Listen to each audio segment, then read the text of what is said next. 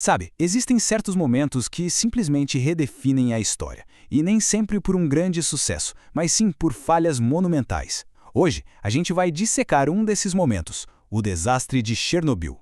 É uma história de arrogância, de heroísmo e de um legado tóxico que, bom, perdura até hoje.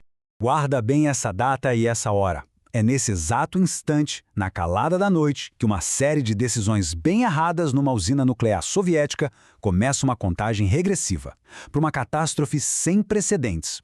Essa é a pergunta que está no centro de tudo. Uma pergunta que leva a gente direto para o coração do reator número 4 e para o começo do maior acidente nuclear da história. Então, vamos começar pelo início de tudo. O gatilho para essa catástrofe foi, e essa é a grande ironia, um teste de segurança. Um experimento que foi pensado para proteger a usina, mas que no fim acabou condenando ela. A ironia aqui é brutal. O plano era simples: testar um sistema de emergência. O resultado? A criação de uma emergência em escala planetária.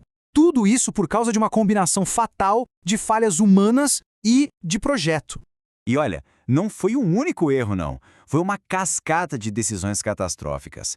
Pensa só, num sistema movido por pressão por resultados e por um sigilo que praticamente punia quem admitisse falhas, os operadores fizeram o impensável.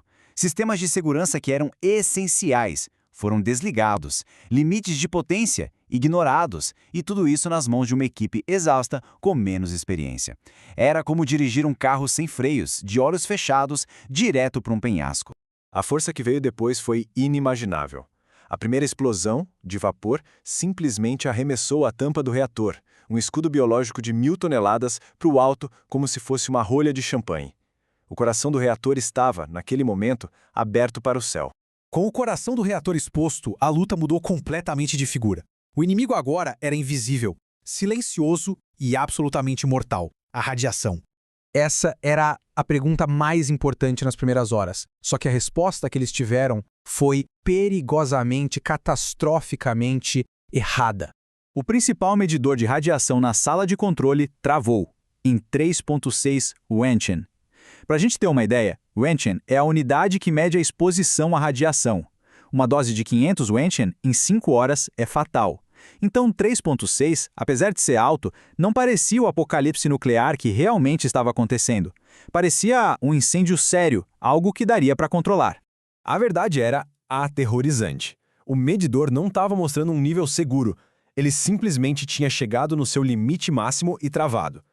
Imagina um velocímetro que para em 80 por hora, mas o carro está, na verdade, a mais de 200. Essa desinformação inicial, causada por equipamento inadequado, custou vidas preciosas e atrasou a evacuação de uma cidade inteira. A resposta que encontraram foi uma missão que era praticamente suicida. Pilotos de helicóptero foram enviados para voar bem em cima do reator aberto, despejando areia, boro, chumbo, tudo na tentativa de apagar um incêndio nuclear, atravessando um ar que era letalmente radioativo. E o perigo era muito real. Um desses helicópteros caiu. E a filmagem dessa queda virou um segredo de Estado, um símbolo do preço humano que o regime soviético tentou com todas as forças se esconder do mundo por anos. Mas enquanto essa batalha acontecia lá nos céus, uma ameaça ainda maior se formava em silêncio, bem debaixo dos escombros do reator. A situação era a seguinte: o combustível nuclear derretido, aquela lava radioativa, estava lentamente derretendo o concreto. E logo abaixo, tinha piscinas com cerca de 20 milhões de litros de água que foram usadas para apagar o incêndio. Se essa lava chegasse na água, teríamos uma segunda explosão, de vapor, com força suficiente para contaminar o continente inteiro. O destino de milhões e milhões de pessoas dependia de 3 homens: os engenheiros Alexei Ananenko, Valery Bispalov e Boris Baranov se voluntariaram para uma missão que, sinceramente, ninguém mais ousaria fazer. Eles desceram num porão escuro, com água contaminada até os joelhos, procurando no escuro as válvulas certas. E eles encontraram. E aqui vale a pena quebrar um mito que muita gente acredita. Eles não morreram dias depois. Eles saíram de lá andando e viveram por muitos anos. Heróis que, literalmente, evitaram um segundo Chernobyl. Depois do problema da água, o perigo era o solo. Se o núcleo derretido contaminasse o lençol freático, envenenaria a água de todo o continente. Então chamaram 400 mineiros para uma tarefa impossível: cavar em temperaturas sufocantes, muitas vezes nus por causa do calor, para criar uma base de concreto e impedir que o pior acontecesse. Mesmo com a catástrofe imediata contida, um veneno invisível ficou para trás. Agora, vamos entrar na chamada zona de exclusão, um lugar que parece congelado no tempo, guardando um legado letal. Lá dentro do reator, o material derretido se solidificou numa massa que ganhou o nome de corion. Uma parte dela, encontrada meses depois, ficou famosa pelo apelido pata de elefante. Na época que foi descoberta, a radiação ali era tão intensa que poderia matar uma pessoa em questão de minutos. E talvez um dos legados mais assustadores esteja escondido num porão. No hospital abandonado de Pripyat, os uniformes dos primeiros bombeiros que chegaram na usina foram simplesmente jogados lá. Eles continuam lá até hoje, emitindo níveis letais de radiação. É quase um memorial fantasmagórico do sacrifício que eles fizeram. O impacto na natureza foi visível, foi dramático. Essa floresta se tornou a prova viva da escala da contaminação. Os pinheiros morreram, mas a radioatividade ficou no solo, transformando o lugar num perigoso laboratório a céu aberto sobre os efeitos da radiação.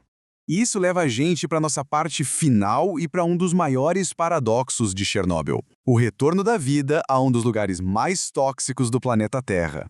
É uma verdade bem incômoda, né? A radiação, claro, deixou cicatrizes profundas, mas para muitos animais, como lobos, ursos, cavalos selvagens, a ausência de seres humanos parece ter sido um fator mais importante para a sobrevivência deles do que a presença da radiação. A natureza, de alguma forma, encontrou um caminho, mesmo que seja um caminho imperfeito. E é aqui que a gente termina. O local continua sendo um monumento às nossas falhas, às falhas humanas, mas também, de forma inesperada, um testemunho da capacidade da vida de persistir contra todas as probabilidades. Uma lição e tanto sobre tecnologia, erro e a força indomável da natureza.